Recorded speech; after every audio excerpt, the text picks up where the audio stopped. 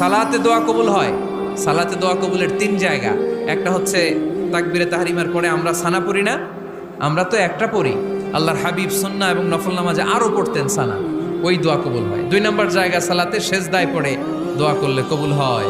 আকরাবু মা ইয়াকুনুল আবদু মির রাব্বিহি ওয়া হুয়া সাজিদ ফাকসিরু ফীহি দুআ।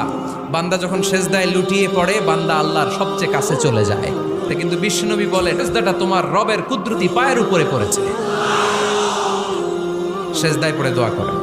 সালাম ফিরানোর আগে বিশ্বনবী দোয়া করতেন, লা ইউসাল্লিমান্না আহাদুকুম হাত্তা ইয়াতাআওয়াযা মিন আরবা'a।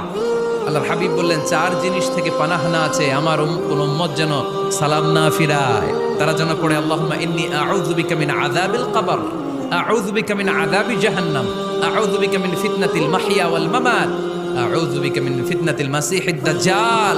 আল্লাহ কবরের আযাব থেকে বাঁচাও, আল্লাহ জাহান্নামের আগুন থেকে বাঁচাও, আল্লাহ জীবন